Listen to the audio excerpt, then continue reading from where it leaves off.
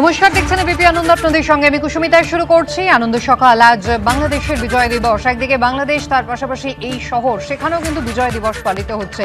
কিন্তু যে প্রেক্ষাপটে বিজয় দিবস, সেই প্রেক্ষাপটে কিন্তু দেখা যাচ্ছে বাংলাদেশের অশান্তি এখনো অব্যাহত রয়েছে। গতকালও কিন্তু সনাতনী জোটের সদস্যদের ওপরে একেবারে সশস্ত্র হামলার ঘটনা ঘটে গিয়েছে। অন্যদিকে শেখ হাসিনা, তিনিও কিন্তু ক্রমাগত বার্তা দিয়ে যাচ্ছেন। ইউনূস সরকার, তাদের কাছে কিন্তু ইতিমধ্যেই রিপোর্ট এসে পৌঁছেছে কতজন জেল ভেঙে বেরিয়ে গিয়েছেন অস্ত্র সহ দুষ্কৃতীরা বাংলাদেশের বাইরে ঘুরে বেড়াচ্ছে। পরিস্থিতি কিভাবে নিয়ন্ত্রণে আসবে তার থেকেও বেশি এই মুহূর্তে ভারতকে চাপ দিচ্ছে বাংলাদেশ, যাতে দ্রুত প্রত্যর্পণ করা হয় প্রাক্তন প্রধানমন্ত্রী শেখ হাসিনাকে। আলোচনা করব যারা রয়েছেন, প্রথমে পরিচয় করিয়ে দেব। সমীর চট্টোপাধ্যায় রয়েছেন শতরূপা, আইনজীবী শীর্ষেন্দু সোনারায় এবং প্রাক্তন আইবি কর্তা গদাধর চট্টোপাধ্যায়। সবাইকে স্বাগত জানাই আলোচনায়। শুরুতেই আপনাদের বিজয় দিবসের ছবি দেখাবো। আগে বাংলাদেশ। 9 মাসের রক্তক্ষয়ী মুক্তিযুদ্ধ শেষে 1971-এর এই দিন ভারতের হাত ধরে কিন্তু স্বাধীন বাংলাদেশের জন্ম হয়েছিল। রাজধানী ঢাকা থেকে শুরু করে বিভিন্ন জায়গায় আজ নানা অনুষ্ঠানের মধ্যে দিয়ে এই দিনটি উদযাপন করা হচ্ছে। গত 5ই অগস্ট ছাত্র জনতার অভ্যুত্থানে আওয়ামী লীগ সরকারের পতন হয় এবং 8 তারিখ অন্তর্বর্তী সরকারের দায়িত্বভার নেয় ইউনূস সরকার। সেই দায়িত্বভার নেওয়ার পর বাংলাদেশে কিন্তু এটাই প্রথম বিজয় দিবস উদযাপন হচ্ছে।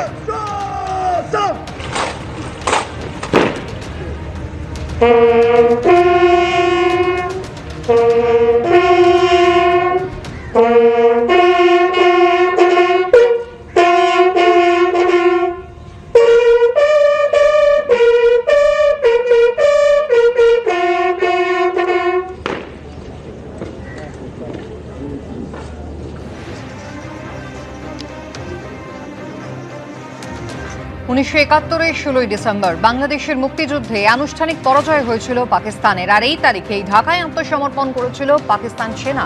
আর সেই থেকে এই দিনটি বিজয় দিবস হিসাবে উদযাপন করে আসছে ভারত এবং বাংলাদেশ। ফোর্ট উইলিয়ামে আয়োজন হয়েছে বিশেষ অনুষ্ঠানের। এবারের বিজয় দিবস বিশেষভাবে তাৎপর্যপূর্ণ। একদিকে বাংলাদেশ থেকে ভারতের বিরুদ্ধে বিদ্বেষ বিষ ছড়িয়ে যুদ্ধ জিগির তোলা হচ্ছে, আর অন্যদিকে বাংলাদেশের স্বাধীনতা যুদ্ধে ভারতের অবদানের কথা স্বীকার করে আজ ফোর্ট উইলিয়ামে বিজয় দিবসের অনুষ্ঠানে উপস্থিত থাকবেন কয়েকজন মুক্তিযোদ্ধাও। বাংলাদেশ থেকে 9 জনের প্রতিনিধি দল এসেছে। আজ বিজয় দিবস কলকাতার ফোর্ট উইলিয়ামে ইতিমধ্যে প্রত্যেকবারের মতন এবারও পালন করা হচ্ছে এই বিশেষ দিন।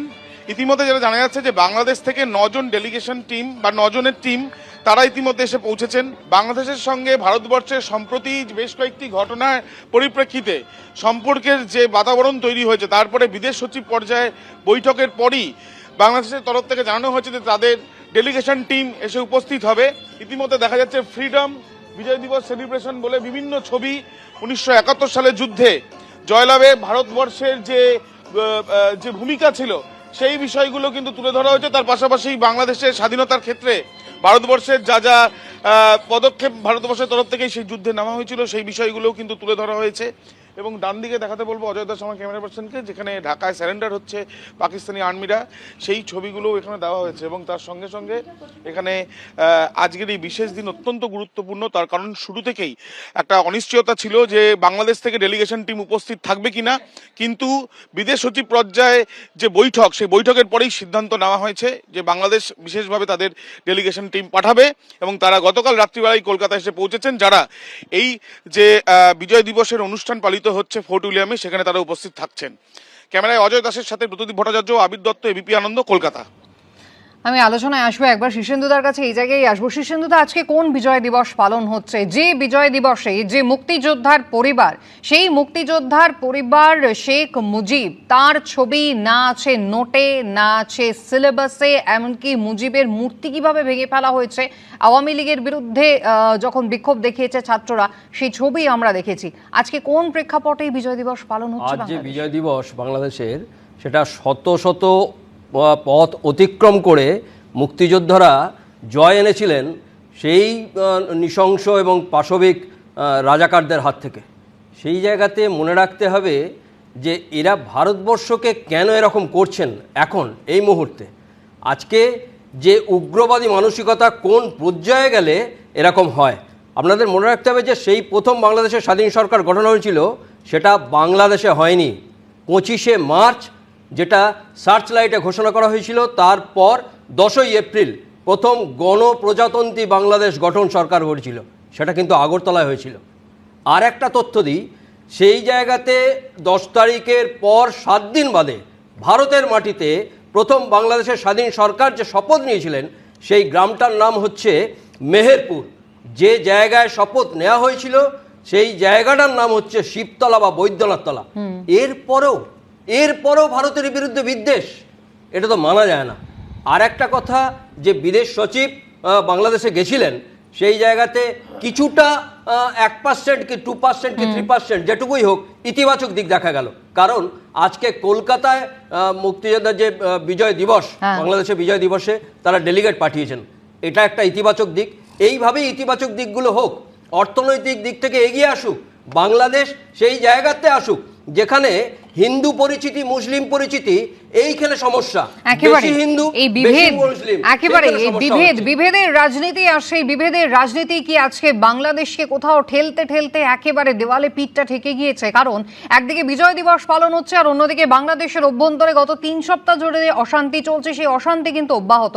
সনাতনীদের উপর অত্যাচার কিন্তু এখনো পর্যন্ত একইভাবে চলছে। ইউনূসের নেতৃত্বে বাংলাদেশে মৌলবাদীদের সন্ত্রাস জারি রয়েছে। সনাতনী জাগরণ জোটের আরো একজন সদস্য আক্রান্ত হয়েছেন। জয়দেব নন্দী নামে সনাতনী জাগরণ জোটের সদস্যকে বেধড়ক মারধর করা হচ্ছে, ধারালো অস্ত্র দিয়ে কোপানোর অভিযোগ জামাত মৌলবাদীদের বিরুদ্ধে। বাংলাদেশে মহিলাদের দেওয়া হচ্ছে ধর্মান্তরণের হুমকি, বোরখা পরার নির্দেশ দিচ্ছে কট্টরপন্থী মৌলবাদীরা। ভিটে মাটি ছেড়ে প্রাণ ভয় ভারতে পালিয়ে আসতে চাইছেন বাংলাদেশের হিন্দুরা। ভারতে এসে সেই ভয়াবহ অভিজ্ঞতার কথাই শোনাচ্ছেন বাংলাদেশের মুন্সিগঞ্জের বাসিন্দারা।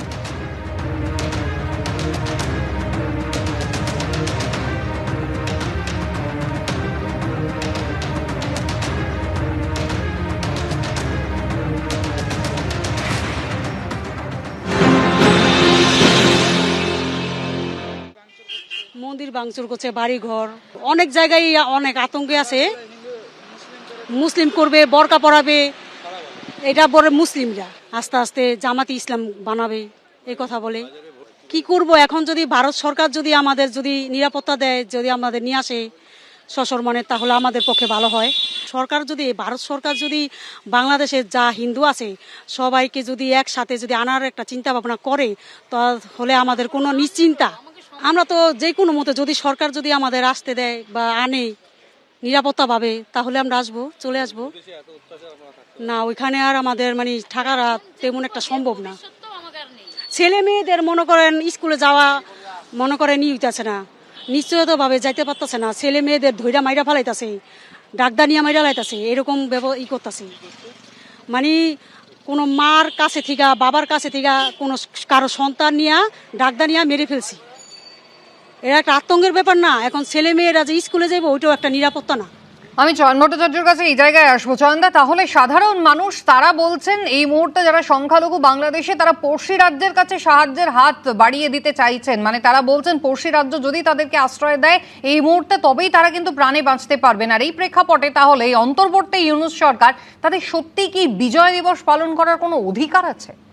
দেখুন, এই যে তথাকথিত কোটা বিরোধী ছাত্র আন্দোলনের কে সামনে রেখে এই ব্যাপক রাজনৈতিক পরিবর্তন বাংলাদেশে ঘটেছিল, তার পেছনে মৌলবাদী শক্তি যে কতটা সক্রিয় ছিল সেটা এখন যত দিন যাচ্ছে আরও পরিষ্কার হচ্ছে। এবং ওইখানে যারা ধর্মনিরপেক্ষ এবং প্রগতিশীল রাজনৈতিক দল, ওখানকার কমিউনিস্ট পার্টিগুলো, তারা গত পরশুদিন বিজয় একটা মিছিল বার করেছে ধর্মনিরপেক্ষ এবং গণতান্ত্রিক বাংলাদেশের দাবি নিয়ে। এই জায়গাটায় আমরা দেখতে পাচ্ছি এই ইতিবাচক দিকটুকু বাদ দিলে ইউনূস সরকারের সদিচ্ছা আছে, সেটা কিন্তু মুখে আলোচনার সময় যা বলছে ততটা এখনও প্রকাশিত হচ্ছে না। গণতান্ত্রিক বাতাবরণ ইউনূস সরকারকে ফিরিয়ে আনা নিশ্চিত করতে হবে, আন্তর্জাতিক চাপ ইউনূস সরকারের ওপরে তৈরি করতে হবে। এবং পরিষ্কার কথা সেটা হচ্ছে যে বাংলাদেশে ধর্মনিরপেক্ষ বাতাবরণ তৈরি করার জন্য যা যা করার দরকার রাজনৈতিকভাবে এবং প্রশাসনিকভাবে, সবটাই দায়ী ইউনূস সরকারের। ইউনূস সরকারের পাশ থেকে দেখা যাচ্ছে আশেপাশের থেকে অনেকগুলো রাজনৈতিক দল যারা সরকারি পদাধিকারী, তাদের মধ্যে 2-1 জন রয়েছেন, বাকিটা কিন্তু অন্যান্য রাজনৈতিক দল প্রত্যক্ষভাবে প্রেস কনফারেন্স ডেকে এবং প্রকাশ্য সভাতে যে ধরনের মৌলবাদী কথাবার্তা বলছেন সেটা অশান্তির আবহ তৈরি করছে এবং দুঃখজনকভাবে দুপারে এই মৌলবাদী কথাগুলোকে কেন্দ্র করে অশান্তির আবহ সৃষ্টি হচ্ছে, যেটা অত্যন্ত দুর্ভাগ্যজনক। আমার পার্টি সিপিআইএম এই মৌলবাদের উত্থানের নিন্দা করে এবং দুদেশেই আমরা সংখ্যালঘুদের অধিকারের পক্ষে লড়াই করছি, করব। যে ভারতবর্ষে সাহায্য ছাড়া স্বাধীন বাংলাদেশ তৈরি হতে পারতো না, আজকে সেই বাংলাদেশের অভ্যন্তর থেকেই ভারত বিদ্বেষী মন্তব্য একের পর এক উঠে আসছে। এই প্রেক্ষাপটে কিন্তু তারা বিজয় দিবস পালন করছে, কিন্তু তার পাশাপাশি ভারত বিদ্বেষী বক্তব্য একটার পর একটা চলেই চলেছে। ভারতকেই প্রমাণ করতে হবে তারা কতটা ভালো প্রতিবেশী। সার্জি সালামের সেই অতীতের বক্তব্য আপনার নিশ্চয়ই মনে থাকবে। এবং তারপর এখন বলা হচ্ছে সম্পর্ক যদি ভারতবর্ষ ভালো রাখতে চায় তাহলে খুনি শেখ হাসিনাকে আশ্রয় না দিয়ে ফেরত দিতে হবে। বাংলাদেশের মানুষ তার বিচার করবে, এমনটাই ছাত্র নেতার হুঁশিয়ারি।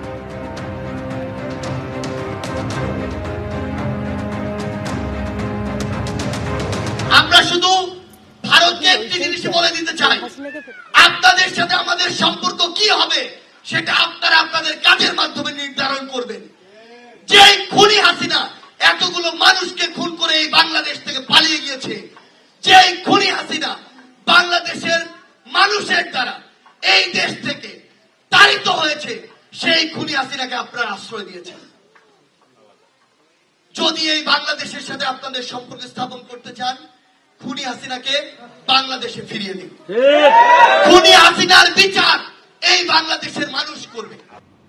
মিস্টার চট্টোপাধ্যায়, শেখ হাসিনাকে ফিরিয়ে দিতে হবে, ভারতবর্ষকে একেবারে প্রত্যর্পণ চুক্তি মেনে শেখ হাসিনাকে ফেরাতে হবে। গত কয়েক সপ্তাহ ধরে কিন্তু ছাত্র নেতারা এই হুঁশিয়ারিটা দিচ্ছেন, কিন্তু যে বাংলাদেশ সরকার একজন ধৃত চিন্ময় কৃষ্ণ দাস তার হয়ে একজন আদালতে আইনজীবী পর্যন্ত দেয় না, ন্যূনতম মানবাধিকারটুকু রক্ষা করার দায় যার নেই, তারা শেখ হাসিনাকে এভাবে ফেরত পেতে চাইছে। কি করবে সেটা তো অবশ্যই ভবিষ্যতের কথা, আতঙ্কের কথা, কিন্তু প্রশ্ন হচ্ছে আইনটা কি, নিয়ম কি, ভারত কিভাবে চাপ দেওয়া যায়? দেখুন, শেখ হাসিনাকে কিন্তু পলিটিক্যাল অ্যাসাইলাম ইন্ডিয়া দেয়নি। নাম্বার 2, যে হাসিনা এখানে এসে মানবিক কারণে ওকে শেল্টার দিয়েছে, টেম্পোরারি শেল্টার, এর কোনো অফিসিয়াল স্ট্যান্ডিং নেই এবং হাসিনা এখানে কোনো প্রিজুডিশিয়াল অ্যাক্টিভিটি করছে না, সেরকম কোনো প্রমাণ কিন্তু বাংলাদেশ দিতে পারছে না যে ভারতের সয়েলে যে থেকে অ্যান্টি বাংলাদেশ কোনো টিরেট বা কিছু পরিকল্পনা বা কোনো প্রভোকেশন কিছু এখনও পর্যন্ত আমরা চোখে আসেনি। সেখানে অনলি মানবাধিকার থিওরিতে ওকে শেল্টার দেওয়া হয়েছে ইন্ডিয়াতে। কিন্তু ছাত্ররা ছাত্ররা যে ডিমান্ডটা করছে সেটাও কিন্তু দেখুন, হাসিনা কিন্তু বাংলাদেশের নাগরিক এবং বাংলাদেশের এই prime minister still prime minister এখন রেজিস্ট্রেশন করেনি। সুতরাং এটা হচ্ছে নেগোসিয়েশনের ব্যাপার এবং এটা যদি চাই তাহলে বাংলাদেশের উচিত যে ইউনাইটেড নেশনসের যে এটা অ্যাপিল করা যে আমাদের প্রধানমন্ত্রী পালিয়ে গেছে এবং তাকে ফেরত দাও, নাম্বার 1। নাম্বার 2, আরেকটা পার্ট যেটা বললেন সেটা হচ্ছে চিন্ময় দাসের ব্যাপারে। এখন বাংলাদেশ আউট অ্যান্ড আউট চেষ্টা করছে যে এই যে হিন্দু সনাতনপন্থী যে সংস্থা যেটাকে ইসকন বলছেন আপনারা, তাকে ব্যান করার জন্যে। এই ব্যান করার জন্যে যে আইন আছে সেই আইনটা হচ্ছে যে আপনার prejudicial activity of the organization আর সংস্থা, সেই প্রিজুডিশিয়াল অ্যাক্টিভিটি কী আছে সেগুলো দেখাতে হবে। নাম্বার 2 দেখাতে হবে তাদের রিক্রুটমেন্ট, তাদের ফান্ডিং, তাদের ট্রেনিং, তাদের নেক্সাস এবং বাংলাদেশে কী ওরা অ্যান্টি স্টেট অ্যাক্টিভিটি করছে সেগুলোকে প্রমাণ করতে হবে। কিন্তু এই কোনোটাই প্রমাণ করতে পারেনি এখনও। কিন্তু এখন দেখবেন একটা ক্ষীণ একটা আসছে যে এদের র্যাডিক্যাল বলছে যে হিন্দু র্যাডিক্যাল, এই অর্গানাইজেশন হিন্দু র্যাডিক্যালটা বলতে হলো না, র্যাডিক্যালটা হচ্ছে ল্যাটিন একটা ফ্রেঞ্চ ওয়ার্ড র্যাডিক্স থেকে এসছে। র্যাডিক্সের মানে হচ্ছে উগ্রতা এবং চরম উগ্রতাকে বলে র্যাডিক্স। সুতরাং এখানে দেখা যাচ্ছে যে এই যে আপনার ইসকন বলে সংস্থা, যেটা চিন্ময় কৃষ্ণ দাসের যে সংস্থা, সেই সংস্থা কি র্যাডিক্যাল বলা যেতে পারে? হিন্দু র্যাডিক্যাল, সেটা একটা বিরাট কোশ্চেন মার্ক।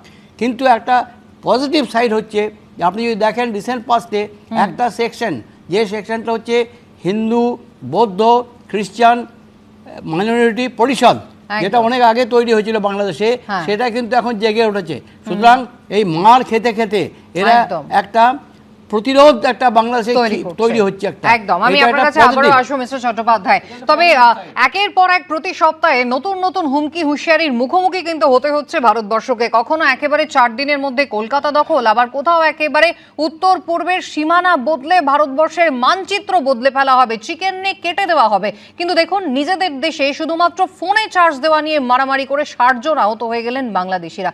যে বাংলাদেশ ক্রমাগত হুমকি হুঁশিয়ারি দিচ্ছে ভারতবর্ষকে, পড়শি দেশ হিসাবে তাদেরকে নিজেদের যোগ্যতা প্রমাণ করতে হবে। পাকিস্তান পারমাণবিক বোমা দিয়ে সাহায্য করতে তৈরি বাংলাদেশকে। সেই বাংলাদেশের অভ্যন্তরীণ অবস্থা কি, ছবিটা একবার দেখুন। ফোনে চার্জ দেওয়াকে কেন্দ্র করে সংঘর্ষের ছবি, 60টা মানুষ আহত হলেন। পরিস্থিতি সামলাতে সেনা নামাতে হলো।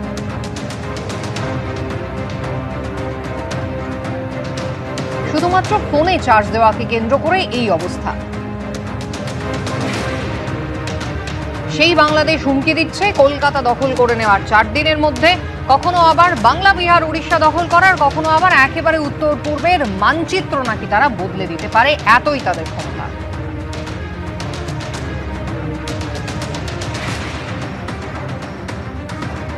আমি শত্রুপতির কাছে এই জায়গায় আসি। শত্রুপতির ছোট্ট পরিসংখ্যান দিই। একেবারে বাংলাদেশের অন্তর্বর্তী সরকারের গঠিত একটা তদন্ত কমিটি, তারা ইউনূস সরকারকে একটা রিপোর্ট দিয়েছে, যেখানে তারা বলছে যে প্রাক্তন প্রধানমন্ত্রী শেখ হাসিনা সহ তার ঘনিষ্ঠ কিছু পুলিশ আধিকারিক, কিছু সেনাকর্মী এবং 3,500 নাগরিক বাংলাদেশের, তারা নাকি এখনো নিখোঁজ। শুধু তাই নয়, একেবারে প্রাক্তন প্রধানমন্ত্রী শেখ হাসিনা তার ছেলের বিরুদ্ধে রূপপুর পারমাণবিক যে শক্তি কেন্দ্র, সেখান থেকে 60,000 কোটি টাকা তছরূপ করেছেন তিনি, এমনটাই অভিযোগ। অর্থাৎ একেবারে প্রাক্তন প্রধানমন্ত্রীর বিরুদ্ধে অভিযোগ তারা খুঁড়ে খুঁড়ে বার করছে।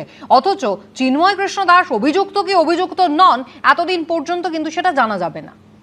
দেখো, বাংলাদেশ আপাতত ভীষণ কনফিউজড একটা নেশন হয়ে আছে, নিজেদের মধ্যে লড়াই করছে, ভারতবর্ষের সঙ্গে ছায়াযুদ্ধ করছে। এবং তুমি একদম ঠিক কথা বলেছো, যে মানুষটা প্রায় 30 দিন হতে চললো জেলের মধ্যে আছে, তাকে একটা হিয়ারিং পর্যন্ত অ্যালাউ করছে না। তুমি তাকে ছেড়ে দেওয়া তো দূরস্থ। তুমি আজকে যদি দেখো, আজকে তো সকালবেলা কথা শুরুই হলো ভিক্টরি ডে নিয়ে, বিজয় দিবস নিয়ে। গতকাল পরশুদিন আমি ওই হাওড়া যাচ্ছিলাম, ফোর্ট উইলিয়ামে যে জায়গাটাতে ট্যাটু শো হবে, মানে ভিক্টরি দিবসের যে শোটা হবে সেখানে, এবং কি সুন্দর লাগছিল। একটা থামে ভারতবর্ষের ফ্ল্যাগ, একটা থামে বাংলাদেশের ফ্ল্যাগ, এরম করে করে পুরো জায়গাটা সার্কেল করা। ভারতবর্ষ এখনও, মানে এত বিদ্বেষী কমেন্ট শোনা সত্ত্বেও, ভারতবর্ষ এখনও কতটা বড় মাপের হৃদয়ের পরিচয় দিচ্ছে যে আমরা সুন্দর করে, যেহেতু যুদ্ধটা আমরা করেছিলাম, আমরা মুক্তিযোদ্ধাদের ট্রেনিং দিয়ে তাদের দেশকে তাদের ফেরত দিয়ে দিয়েছিলাম, এই বড় মাপের হৃদয় একমাত্র ভারতবর্ষের হতে পারে। সেটা আজও এত আমাদের মানে বিষোদ্ধার করা সত্ত্বেও আমাদের বিরুদ্ধে আমরা এখনও কিন্তু সেই জিনিসটা মেনটেন করে যাচ্ছি। একটু যদি বাংলাদেশ আমাদের কাছ থেকে এগুলো শিখতো, শুধু শেখ হাসিনা নয়, বিএনপি নেতা নয়, তাদের সমস্ত কিছু খুঁড়ে খুঁড়ে খুঁড়ে খুঁড়ে না বের করে 4টে মরিচ, ওদের ভাষায় মরিচ, কাঁচা লঙ্কাগুলো যে চাষবাস করার চেষ্টা করছে ছাতে, সেইগুলো অন্তত করুক, তাদের নিজেদের ল্যাজটা রক্ষা করুক। আরাক্কান আর্মি তো ওদিক থেকে ঢুকে আসছে, আপাতত নিজেরটা নিজেরা রক্ষা করুক। যে দেশে তোমরা দেখাচ্ছ যে মোবাইল চার্জিং নিয়ে 60 জন লোক আহত হয়, তাদের মুখে সব বড় বড় সেনা নামাতে হয়। কিসের সেনা দাও আমি জানি না, কোন সেনা কাজ করছে সেটাও আমি বুঝতে পারছি না, কারণ ওদের পুলিশ নেই, কোর্ট নেই, কেউ ওদের যে কি কাজ করছে আমরা অন্তত ভারতবর্ষ থেকে বুঝে উঠতে পারছি না। তো সেইগুলো আগে নিজেদের রক্ষাটা একেবারে। এখন ইউনূস সরকারের বক্তব্যটা হচ্ছে যে অভিযুক্ত যাকে এরা খুনি বলছেন, সেই শেখ হাসিনাকে তুলে দিতে হবে ভারতবর্ষকে, বাংলাদেশের হাতে।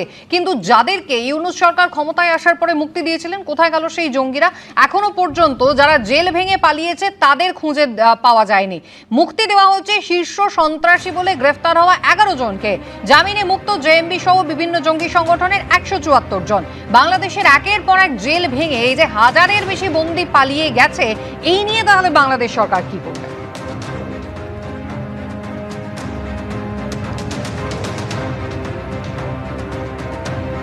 আমি সমিতার কাছে এই জায়গা যাবো। সমিতা, জঙ্গিরা তারা খুলেআম বাংলাদেশে ঘুরে বেড়াচ্ছে, অথচ শেখ হাসিনা যিনি আশ্রয় রয়েছেন, পলিটিক্যাল অ্যাসাইলাম নয় যেমনটা মিস্টার চট্টোপাধ্যায় বললেন, সেখানে প্রত্যর্পণ চুক্তি মেনে ভারতকে এখন তারা চাপ দিচ্ছে শেখ হাসিনাকে ফেরত দেওয়ার জন্য, আর যারা বেড়াচ্ছে তাদের কি হবে?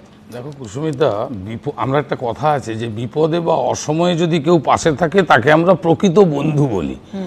এই আজকে বঙ্গবন্ধু যে 71 সালের আজকের দিনটা কেন আজকে এত ইম্পর্টেন্ট, তার কারণ ভারতীয় সেনা মুক্তিযোদ্ধাকে হেল্প করেছিল কাদের বিরুদ্ধে? না, পাকিস্তানের বিরুদ্ধে যুদ্ধে। সেই পাকিস্তানি আজকে অ্যাটম বোম মারবে বলছে, মানে বাংলাদেশকে হেল্প করবে। তারাই কলকাতা দখল করবে, তারাই হচ্ছে বাংলা, বিহার, উড়িষ্যা দখল করবে। এই যে একটা বাংলাদেশের গণপ্রজাতান্ত্রিক যে দেশ ছিল, সেটা আজকে গণতন্ত্র ভুলুণ্ঠিত, যেখানে কট্টরপন্থী মৌলবাদের তীব্রতা গ্রাস করে ফেলেছে বলে ওদের যে মানবিকতা, মনুষ্যত্ব, সংস্কৃতি, একটা ধারাবাহিকতা, ঐতিহ্য আজকে ভুলুণ্ঠিত। সবকিছু ভেঙে দিতে হচ্ছে কিসের জন্য? একদম, আমি ইতিহাসের পুনরাবৃত্তির বদলে কোথাও ইতিহাসকে ভুলে, ইতিহাসকে পেছনে ফেলে কি বাংলাদেশ এগোতে চাইছে? তবে এ রাজ্যেই বা কি হচ্ছে? এ রাজ্যের একজন ক্যাবিনেট মিনিস্টার, তার মন্তব্য নতুন করে কোথাও বিভাজনের যে ইঙ্গিত সেটাকে উস্কে দিচ্ছে না তো?